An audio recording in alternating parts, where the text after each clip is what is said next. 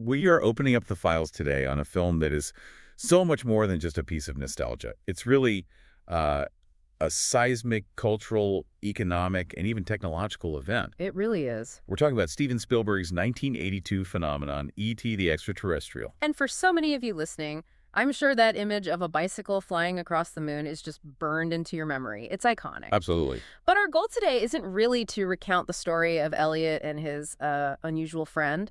Instead, we want to look at the sheer magnitude of this project. The impact. The impact, exactly. We're examining how a relatively small, a deeply personal story that was made on a pretty modest budget of $10.5 million.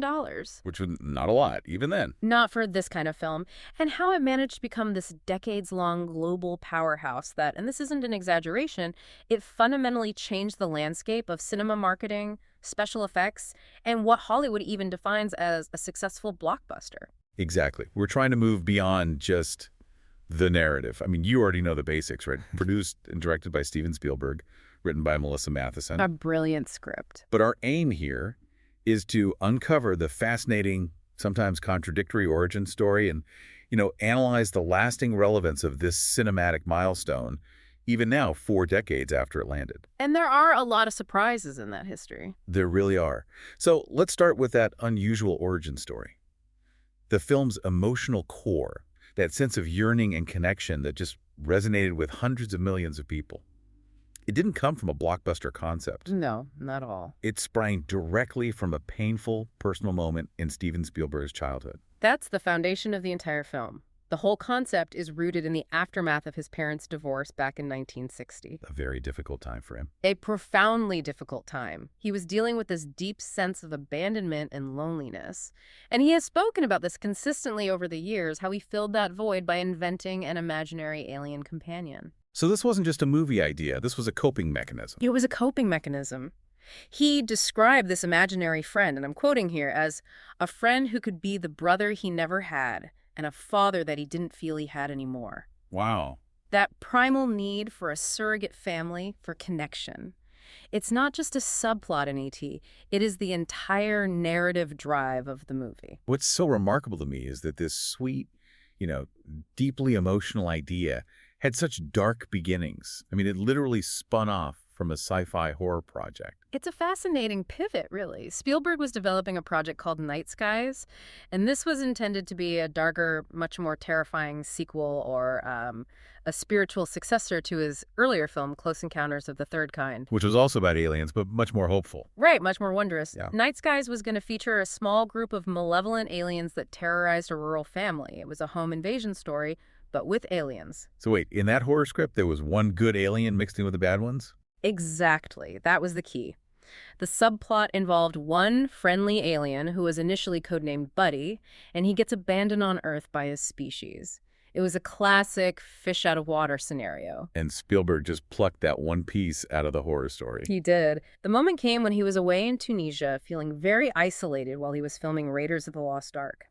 And those feelings of loneliness and the memory of his imaginary childhood friend, they all resurfaced. He realized that the friendly alien subplot was the truly compelling story. So he just scrapped the horror movie. He scrapped the expensive, scary night skies entirely and decided to focus everything on this friendly foundling. And once he made that pivotal decision, the story itself came together incredibly fast, right? Yeah. Thanks to Melissa Matheson. It did. Matheson, who was Harrison Ford's partner at the time and a very accomplished screenwriter in her own right, she heard Spielberg's concept for the abandoned alien, and she just immediately connected with the emotional simplicity of it. So she got it right away. Right away.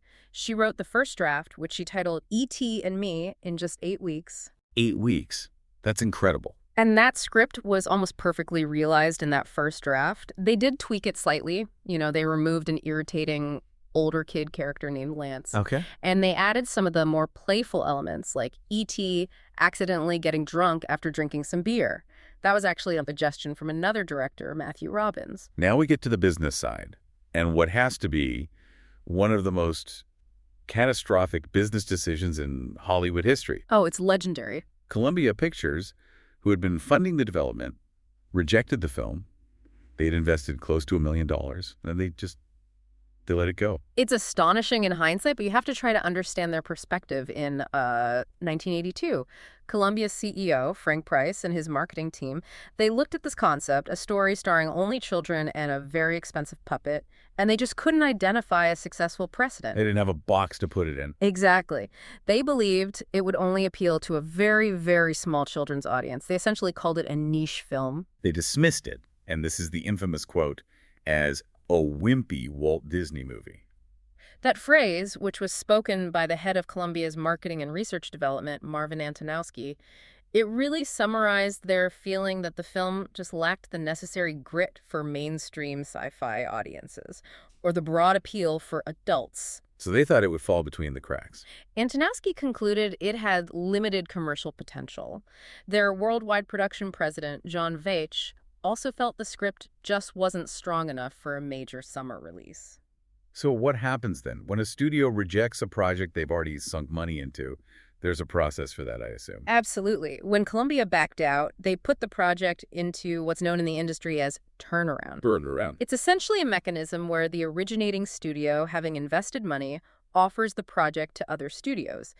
If another studio picks it up, they reimburse the initial investment. It's the studio equivalent of just cutting your losses. So Columbia got their $1 million back, but it was just an incredibly short-sighted decision. It really was. Spielberg immediately took the script to Universal Pictures, and they acquired it for $1 million, paying off Columbia's initial development cost. Okay, but here's the part that's just mind-boggling. This is the truly staggering detail. Yeah. Columbia Pictures, assuming the film would be, minimally profitable at best, they retained a passive 5% share of the film's net profits. Just 5%. Just 5%. That single decision cost them hundreds of millions of dollars. John Veitch, the executive who oversaw the rejection, he later admitted that in 1982 alone, Columbia made more money on that passive 5% of E.T.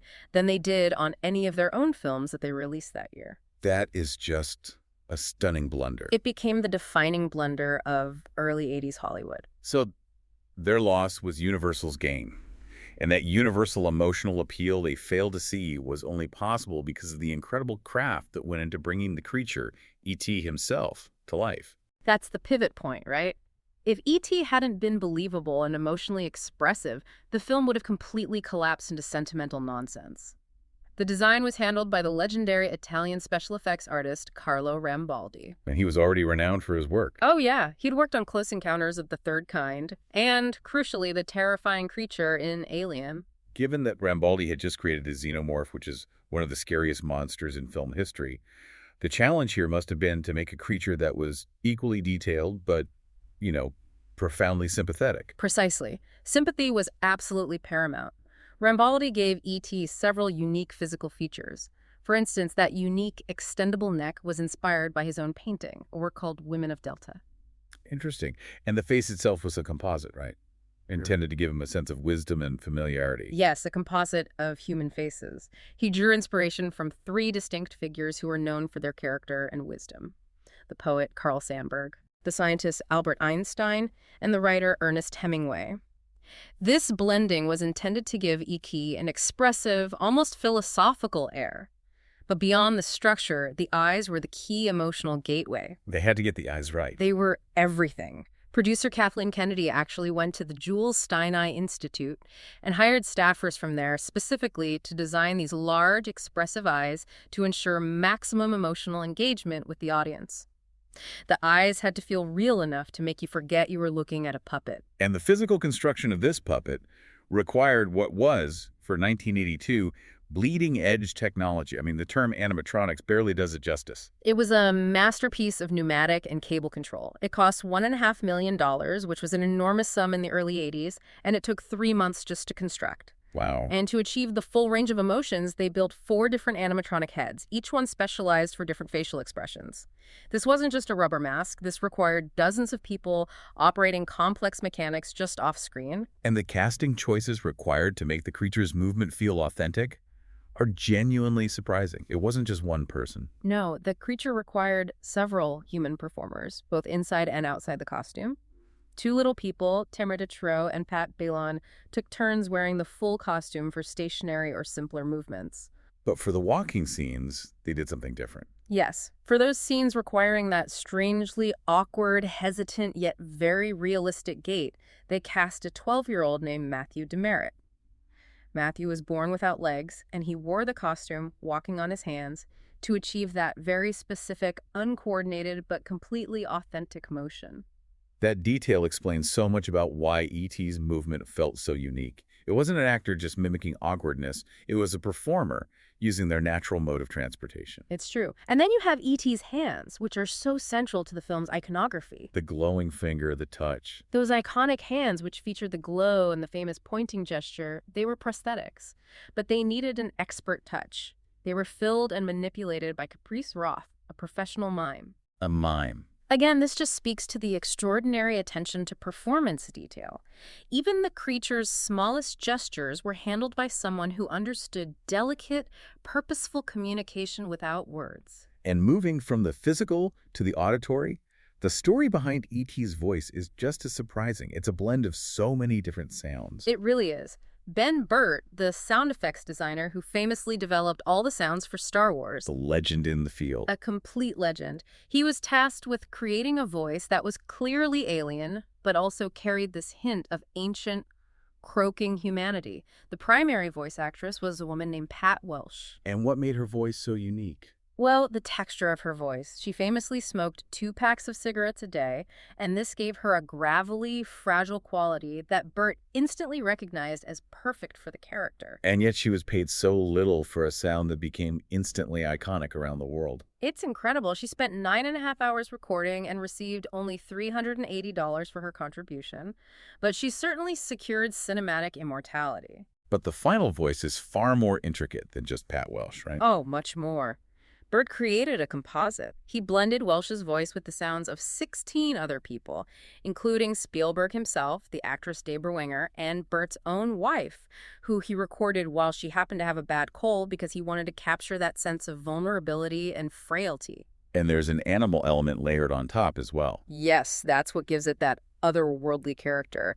He layered in the sounds of various animals known for their interesting vocalizations, specifically raccoons, otters, and horses. So it's this meticulous layering. It's the frailty of the smoking voice, the familiarity of the human whispers, and the strangeness of the animal sounds. All of that together created a voice that was both utterly unique and strangely capable of conveying profound emotion. Before we move on to technique, we have to mention the famous piece of trivia that involves one of Hollywood's biggest stars. Yeah. Harrison Ford almost had a cameo in this film. It's a great anecdote about directorial restraint. Ford was filming Raiders of the Lost Ark with Spielberg around the same time, and he shot a scene where he played the principal at Elliot's school. What was the scene? He was reprimanding Elliot for his disruptive behavior in the biology class, the frog scene, and also discussing the serious issue of underage drinking that had occurred. But Spielberg cut it. And this is interesting because Ford's face was never explicitly seen, which usually means a distracting star cameo can be avoided. That was precisely the point. Yeah. Spielberg felt that even the slight distraction of the audience knowing it was Harrison Ford in the scene, even if they couldn't see him clearly, and the resulting shift in focus away from Elliot's emotional crisis, it would undercut the central intimacy of the story. He didn't want anything to take you out of Elliot's perspective. Exactly. He needed the audience utterly focused on Elliot's experience and his vulnerability, not on a star lecturing him. That scene was later included as a bonus feature on a Laserdisc release, so it does exist, but it remains, I think, rightly cut from the film's core narrative. Okay, so now we can really appreciate how Spielberg's production choices went beyond just the technology and directly shaped the emotional authenticity of the film for the audience. And one of his most unconventional and costly decisions was to shoot the film in roughly chronological order. In high-budget Hollywood filmmaking, shooting chronologically is almost unheard of. A huge expense, right? It drastically complicates scheduling, it increases costs, and it can lead to logistical nightmares. Filmmakers usually jump around based on location and actor availability, so Spielberg's decision to commit to a chronological shoot, it speaks volumes about his main priority. Which was the performances. Ensuring that the young cast delivered performances that were genuinely felt, not merely acted. He wanted the children to experience the story's emotional trajectory in real time, basically. Exactly. He calculated that by shooting the film sequentially, the young actors would build a genuine growing bond with the E.T. puppet. As the film progressed, they would witness E.T. getting sicker, then the joyful recovery, and finally, the heartbreaking departure. So by the time they got to the end, By the time they filmed that final goodbye scene, The children weren't faking the sadness. They were truly saying farewell to a presence they had spent months growing attached to. And he also enforced the illusion of a real creature on set. He kept the puppeteers and the technicians completely out of sight of the young actors whenever he could. Maintaining that mystery was vital. Spielberg understood that if the kids saw the cables, the remote controls, the men lying beneath the floorboards, the illusion would just shatter, and that raw performance would be lost. This commitment to the children's experience is why the film's emotional beats feel so visceral. The casting process itself also prioritized that authenticity over, say, polish, especially for Henry Thomas, who played Elliot. Thomas's audition is legendary. He initially auditioned in an Indiana Jones costume, and his formal performance testing was good, but it wasn't groundbreaking. So what won him the part? It was during an improvised scene where Spielberg asked him to tap into something truly sad. And Thomas delivered the performance that won the role by recalling the memory of his recently deceased dog to produce genuine, uncontrolled tears. That's incredible. That raw, immediate connection to authentic emotion is what convinced Spielberg. And the rest of the family had to match that emotional honesty. They did. Drew Barrymore, who played the younger sister Gertie, she impressed Spielberg with her sheer imagination and playful mischief, which was just perfect for the part. Robert McNaughton, who played the skeptical older brother Michael, had a tougher road. He auditioned 8 times before securing his role. 8 times. Spielberg wanted to ensure that dynamic felt real. Michael starts as this kind of alienated tormentor and gradually evolves into a vital protector of E.T. And there's another brilliant detail Spielberg used for realism, and that involves the medical staff who invade Elliot's house during the quarantine sequence. Right. That sequence where the adult world violently intrudes upon the children's secret, it needed to feel clinically terrifying and utterly real. So Spielberg made a very intentional choice. He didn't use actors. He recruited actual doctors from the USC Medical Center to play the medical staff attempting to save E.T. He felt that using professional actors delivering highly technical medical jargon would just sound artificial and pull the audience out of the moment. So the dialogue feels authentic because it is. By using real medical professionals, the scene achieved this undeniable, cold sense of clinical realism, which contrasted violently with the warm, human element of the friendship. This leads us to the heart of the film, beyond the surface plot. I mean, critics and scholars have looked at these choices, and they've identified these incredibly powerful, profound underlying themes. This film is consistently treated as far more than just a sweet sci-fi adventure. It is fundamentally a story about alienation and the broken home. And it reflects the cultural anxieties of the early 1980s. When critics analyzed the film, they saw a powerful reflection of Spielberg's own childhood. Gary Arnold of the Washington Post described the film as, quote, essentially a spiritual autobiography of Spielberg. Focused on his imagination as a refuge. Exactly. Focus on the fervent, mystical imagination that served as his emotional refuge during his parents' divorce. And the film's emotional center is really that parallel between Elliot's loneliness and E.T.'s displacement. Absolutely. Elliot is a child who's alienated by his absent father and the chaos of his newly fractured home life. He needs an anchor, he needs a friend. E.T. is the ultimate foundling, lost and desperate for connection so far from his own family. Their bond is this mutual act of filling an emotional void. So it turns a domestic trauma into a cosmic encounter. That's a great way to put it, yes. And that focus on family disruption, it kind of subverts the film's reputation for wholesomeness. When you really look at this suburban setting, it's not idyllic at all. No, it's intentionally flawed. The film is often celebrated for its warmth, but it presents a very raw look at a non-traditional family struggling in these bright, consumer-driven suburbs. Elliot and Michael are largely unsupervised children, living with an emotionally distracted, overworked single mother, Mary. There's a real sense of strain. A huge sense of strain. Critics like Charles Taylor noted that the suburban homes, despite their bright exteriors, show the marks of hard use, suggesting financial and emotional stress. And the comparison made by the critic A.O. Scott is particularly insightful, tying it to a darker strain of American literature. Scott described the suburban milieu, the unsupervised kids, the unhappy parents, the reliance on junk food, as feeling like it was lifted from a Raymond Carver story. Wow, that's a heavy comparison. It is. Carver was known for his spare, often bleak realism about working-class lives. This comparison highlights a surprising undercurrent of melancholy and genuine suburban distress that contrasts powerfully with the flying bicycles and the glowing finger. It anchors the fantasy in a very recognizable, flawed reality. Moving even deeper into these allegorical readings, the religious parallels are hard to ignore, even if Spielberg himself denied them. The critical community has heavily debated the film's structure as a kind of parable. The structure certainly resonates with the elements of a religious passion play. Andrew Nigels, among others, described E.T.'s story arc as a kind of religious parable, moving from innocence to suffering and then eventual redemption. So what are the stages? The critical stages are often mapped out.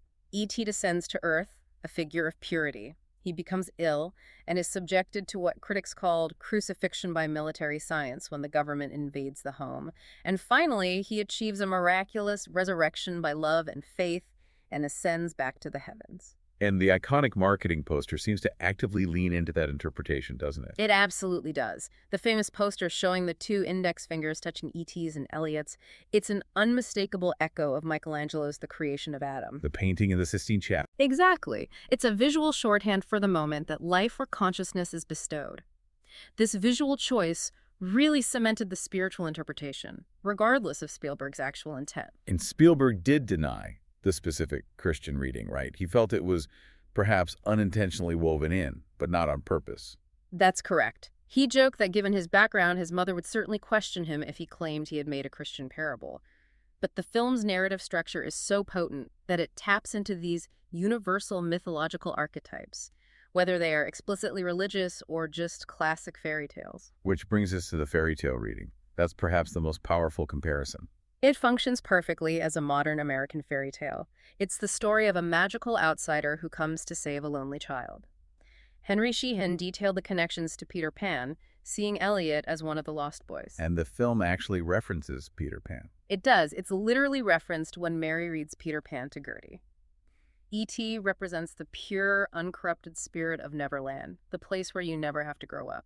And the threat comes from the adult world, which seeks to dominate and categorize the magical being. Exactly. The government scientists and agents become the equivalent of Neverland's pirates. They're menacing, they're threatening, and they're fundamentally unable to understand or appreciate the magic. E.T. is unable to physically survive on Earth, which is the film's core tragedy, much like Peter Pan ultimately cannot emotionally survive the structured reality outside of Neverland. So it's drawing on these very deep, familiar storytelling traditions. Very deep. Critics like Vincent Canby noted that the film freely recycles elements from classics like Peter Pan and The Wizard of Oz. So regardless of whether you view it through the lens of a spiritual parable or a psychological autobiography or a fairy tale, the ultimate message seems to boil down to a fundamental plea for tolerance. That message is crystal clear. Producer Kathleen Kennedy highlighted tolerance as a central theme. Spielberg himself, recalling feeling like an outsider and a loner during his teenage years, he framed the story as a minority story. So the alien-human friendship is an analogy. It's a perfect analogy for how real-world adversaries, or people who see themselves as fundamentally different due to background or culture, can overcome those perceived differences and find a profound, lasting connection. The film successfully argues that love and friendship can triumph over fear and institutional mistrust. The personal storytelling is just huge. But the financial story is where E.T. changed the entire industry rulebook. The film premiered to immediate success at the Cannes Film Festival in May 1982, and it was released in the U.S. that June. It wasn't just a hit, it was a phenomenon that redefined what was possible at the summer box office. The commercial trajectory was absolutely unprecedented for a film of this genre and tone. It opened at #1 with $11 million, which was a massive opening for the time. But it's the holdover success that just astonished the industry. It stayed in the #1 spot for 6 consecutive weeks. 6 weeks. That's almost unheard of now. It is in the modern front-loaded blockbuster era. And it wasn't just sustained success. It kept setting new weekly records, often beating other massive films that were released that summer. It broke the record for the highest-grossing second weekend of all time, surpassing Superman 2. And then, in its fourth weekend, it set a new record for the highest single weekend gross of all time, surpassing Rocky III. So it was just a runaway train? It was. It continued to fluctuate between first and second place until October, and then, amazingly, it returned to the top spot in December after a Christmas re-release, holding the #1 position for a staggering 16 total weeks. 16 weeks. That level of dominance made it inevitable that it would break the all-time gross record. And by 1983, it had surpassed Star Wars to become the highest-grossing film of all time, globally. And this wasn't just a win for Spielberg and Universal. It proved that deeply emotional, family-friendly films could generate the kind of money previously reserved for, space opera spectacles or big action franchises. And it held that crucial title for over a decade, until another Spielberg film, Jurassic Park, finally surpassed it in 1993. The financial rewards for Spielberg himself were just staggering. The deal Spielberg made gave him a substantial share of the gross profits. This meant he was earning, at the peak of the film's success, an estimated $500,000 a day. $500,000 a day. In 1982 dollars. This level of personal wealth generation from a single film was truly revolutionary. The film ended its initial run having grossed $619 million worldwide, a monumental figure for the time. And beyond the ticket sales, E.T. became a merchandising machine. It generated over $1 billion in merchandise sales by 1998. But the most famous commercial anecdote involves a colossal missed opportunity that completely changed the rules of product placement forever. We're talking at the Reese's Pieces story. Of course. Spielberg initially approached Mars, Incorporated, to use M&Ms, which was a far more established and globally recognized candy at the time. And Mars refused. Why on earth would they refuse the opportunity to be in a Spielberg blockbuster? Their rationale was based on fear. They were concerned that E.T., the alien creature, might frighten children, and they did not want their product associated with a potentially scary character. Yeah. You have to remember, this was before anyone truly understood the emotional tone of the film. They had only seen the concept drawings of the creature. So their competitor, the Hershey Company, stepped in. They did, agreeing to the placement of their lesser-known candy, Reese's Pieces, which became central to that bonding scene between Elliot and E.T. And the results were immediate and overwhelming. The prominent, positive, and organic placement of Reese's Pieces resulted in the Hershey Company's profits soaring by an incredible 65% almost overnight. Wow. This single case study fundamentally changed the way studios and brands approached product integration. It proved that positive association with a character, even an alien, could create financial magic, and it cemented the practice of studios soliciting and brands paying for product placement in major films. It's incredible that a single refusal could trigger such a massive market shift. And beyond the candy, the film's iconography was also deeply tied to a specific mode of transportation. The BMX bikes. That flying bicycle sequence is one of the most iconic images in all of cinema. The manufacturer, Kuwahara, saw its red and white ET models become instant classics. And they still sell them, don't they? They have reissued those specific models for the film's 20th and 40th anniversaries, which just demonstrates that the commercial power of those props extends across generations. The stunts, performed by child doubles and shot so masterfully, ensured those bikes became synonymous with freedom and cinematic magic. So we know the film was a financial juggernaut. But how did that massive commercial success line up with the critical analysis? Did critics view it as just simple mass entertainment, or did they recognize the emotional depth we were just discussing? It was recognized as a masterpiece almost universally. The film holds a remarkable 99% approval rating on Rotten Tomatoes, and perhaps even more impressively, it was the first film to ever earn a highly coveted A+ cinema score from opening weekend audiences in a widely reported poll. An A+. That A+ signifies immediate, overwhelming audience satisfaction across all demographics. Roger Ebert was certainly enthusiastic. He added it to his great movies canon and really captured the immediate communal sense of joy the film generated. He perfectly recalled the premiere at Cannes, describing how the audience let out this unified whoop during the moment the bicycles fly past the moon. Empire magazine later cemented this sentiment, calling the flight sequence the most magical moment in cinema history. And other critics noted the emotional weight. Pauline Kael captured it well. She wrote that Spielberg respects the conventions of children's stories, which allowed him to create the atmosphere for a mythic experience. She concluded that he earned the tears that audience members shed. The consensus was clear. This was mass entertainment delivered with genuine emotional honesty and technical brilliance. And the accolades tell the same story of monumental achievement. It secured 9 Oscar nominations, including the coveted Best Picture nod. It was a very heavily awarded film, though it famously lost Best Picture to Gandhi. But in a moment of incredible graciousness, Gandhi's director, Richard Attenborough, stated publicly that E.T. should win, calling it inventive, powerful, wonderful. That's a huge sign of respect. It is. And despite that loss, E.T. secured 4 Academy Awards, primarily recognizing its technical and emotional craft. Best Original Score for John Williams' legendary music, Best sound effects editing, and best visual effects. And its recognition extended far beyond the confines of Hollywood award shows, speaking to its global message. And that's its true legacy. It won the Golden Globe for Best Picture in the drama category, not comedy or musical, which emphasizes its serious dramatic intent. More significantly, it was added to the U.S. National Film Registry in 1994, deemed culturally, historically, or aesthetically significant. And it was even screened at the UN. It was screened at the United Nations, where Spielberg received a UN Peace Medal, recognizing the film's message of tolerance and universal connection. That just demonstrates that its themes resonated on a geopolitical scale. While the original 1982 cut is often seen as cinematic perfection, the film's legacy does include a significant creative controversy, and that stems from the 20th anniversary special edition re-release in 2002. The 2002 version was a fascinating moment in the history of film revisionism. Spielberg utilized the advancements in computer-generated imagery from Industrial Light and Magic to make modifications. Some were purely technical, Like what? improving the fluidity of E.T.'s appearance in moments like the running sequence or subtly cleaning up the design of the spaceship. Even the famous flying scene was enhanced, with CGI added to make Elliot's Halloween cape properly flap in the wind, which better matched the film's poster and the Amblin logo. But the changes that garnered immense public debate were related to censorship, specifically the digital replacement of props in the dramatic chase sequence. This was the most scrutinized change. During the chase, the federal agents and police officers who pursue the children, they originally carried guns.